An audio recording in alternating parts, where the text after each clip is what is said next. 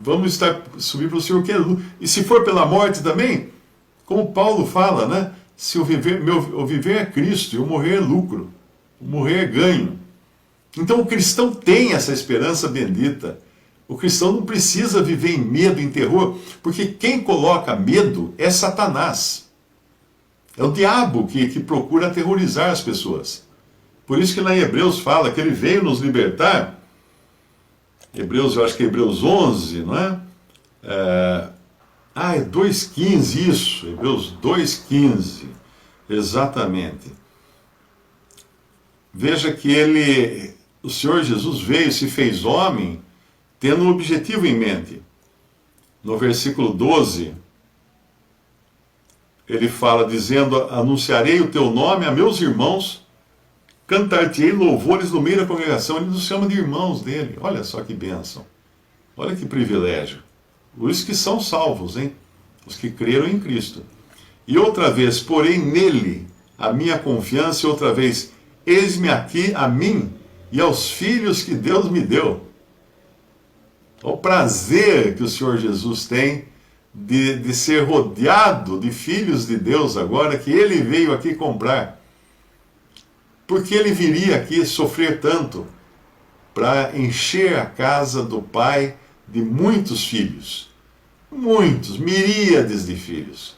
Gente, vocês nunca viram uma multidão na vida como essa que nós vamos ver quando chegarmos na presença do Senhor. O versículo 14, e visto como os filhos participam da carne e do sangue, também ele participou das mesmas coisas. Ou seja, ele quis ser igual aos homens, ou semelhante, né, aos homens, porque igual não, porque ele veio sem pecado, ele não tinha pecado, não podia pecar, e não tinha a natureza pecaminosa que nós temos. Mas em semelhança de homens, ele tinha um corpo de carne e ossos, cabeça, corpo e membros.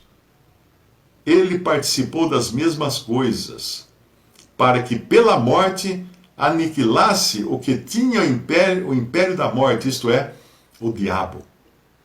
E livrasse todos os que com medo da morte estavam por toda a vida sujeitos à servidão, à escravidão. Então eu quero dizer para você agora, se você está com medo da morte, você está sujeito à escravidão. Você não está vivendo uma vida como um livre.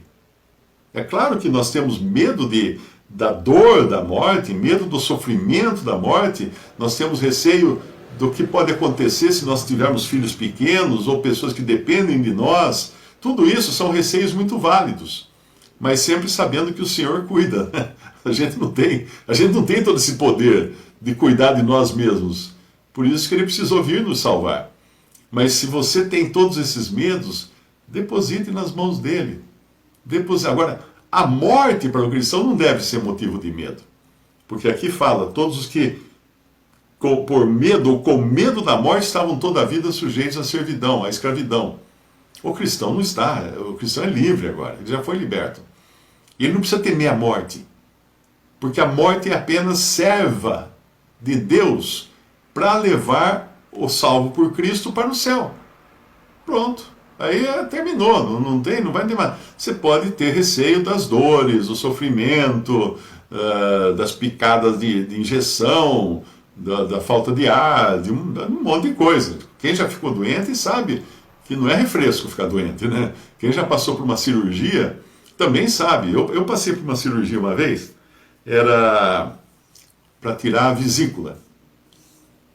Então eu deitei assim, me puseram lá numa maca, aí o médico falou assim, eu vou dar uma injeção em você, mas é só para você adormecer um pouco, aí você vai ficar meio...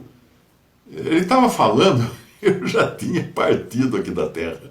Eu já não escutei o fim da conversa dele. O próximo capítulo, eu abri os olhos e estava lá no quarto. Foi a coisa seguinte, o capítulo seguinte. Nem assisti os comerciais. Eu estava no quarto. Alguma dor no abdômen, né? Porque ele não pôde fazer aquela cirurgia que enfia só a câmera com a sonda e suga a vesícula, porque ele falou que eu tenho um abdômen de quem ou apanhou muito na barriga ou sofreu algum acidente, porque ele falou que existe um negócio, quando você sofre um acidente, eu não sofri acidente nenhum, que dentro do ventre cria-se uma série de filamentos assim, ó, o próprio organismo trata, para não ficar balançando muito as tripas, né? Ele liga tudo com os filamentos. Então ele falou que a hora que ele enfiou a câmera, ele foi olhar e falou assim, não vou nem tentar. Não vou nem tentar fazer pela sucção, que eu posso furar um vaso importante aí e dar uma hemorragia. Não é? E ele até contou de uma menina de São Paulo, que ela precisava fazer a operação da vesícula, e o médico falou assim, nós vamos vamos tentar fazer com a câmera, mas se não der tem que abrir, né? Tem que cortar a barriga. Né? Não corta a minha barriga de jeito nenhum, eu sou modelo, não posso ter cicatriz. Não, mas esse não, de jeito nenhum, não autorizo cortar, porque eu sou modelo. Daí o médico falou assim, vou tentar, né? E nessa de tentar fazer com as sondas, ele acabou rompendo um vaso e ela morreu na mesa. Então, eu ainda não estou aqui, mas a próxima coisa que aconteceu, eu acordei, abri os olhos, e foi um sentimento muito estranho que eu tive. Eu não esqueço o sentimento que eu tive. A hora que eu abri os olhos, olhei assim no quarto, eu percebi que já tinha feito alguma coisa na minha barriga, porque ela já estava dolorida, né? Mas a primeira coisa que eu pensei foi, eu ainda estou aqui. Foi decepcionante. Olha que louca, né, a cabeça da gente. Mas foi uma coisa assim que veio na cabeça. Poxa, ainda estou aqui? Não! Eu já queria estar com o Senhor, né? Mas o Senhor não queria isso, então me segurou aqui mais um tempo. Agora, viver nessa expectativa de morte como algo aterrorizante, não, o Senhor não quer isso. Para nenhum de nós. Ele quer nos dar vida. Ele quer nos dar gozo de viver. Ele já passou pela morte, e não uma morte comum, uma morte horrível. Alguém pode falar assim, mas ele foi crucificado e tem tanta gente que sofreu, até os próprios cristãos depois dele, que foram queimados, que é muito maior o sofrimento e tal. Ninguém jamais sofreu o que o Senhor Jesus sofreu naquela cruz. Porque durante a sua crucificação, você lê nos evangelhos que houve trevas por toda a terra. Aquele que jamais em toda a eternidade ficou sem companhia, porque ele esteve sempre na presença do Pai. Ali na cruz, ele perdeu não só a companhia dos seus discípulos que o abandonaram, de todas as pessoas em geral, que zombavam dele, desce da cruz, né? Falava um monte de impropérios, até dos dois malfeitores, no princípio, antes de um deles se converter. Ele perdeu a companhia de todo mundo, até que na hora derradeira, a hora que ele precisaria mais da companhia de Deus, ele fala assim, Deus meu, por que me abandonaste? E aí ele passa a sofrer durante 3 horas, que na verdade são 3 horas, o número 3 é o número completo. Sobre ele foram lançados os nossos pecados. Ele foi feito pecado por nós. E ali ele sofreu um juízo. O juízo de Deus que cairá sobre os perdidos depois que terminar aqui toda a novela da humanidade.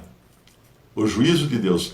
Mas repare que, enquanto os perdidos receberão esse juízo depois de terem morrido e recebido de volta os seus corpos para receber o juízo, Jesus sofreu esse juízo em vida.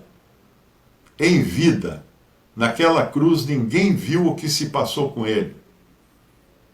Ninguém pôde olhar para as suas expressões de dor, de sofrimento, de desespero naquela cruz. Quando o peso do juízo de Deus, o fogo do juízo de Deus caía sobre ele ali. 3 horas de trevas. De trevas. Se as trevas aterrorizaram de tal maneira o Senhor que ele chegou a verter suor, gotas como que de sangue no jardim do Getsemane, Não era por causa do sofrimento de cravo na mão, nos pés, não era isso. Eram as trevas do juízo de Deus.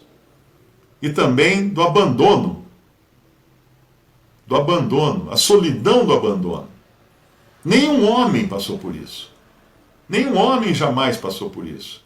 E não só pela culpa de um, ele sofreu pela culpa de todos os que foram salvos, todos os que seriam salvos, todos os que são salvos, que creem nele como seu Salvador. Então é imensurável. Assim como as trevas foram imensuráveis, o sofrimento dele foi imensurável, impossível de ser medido. Quanto você acha que vale isso para você? Você vai rejeitar ele? Não faça isso, não rejeite.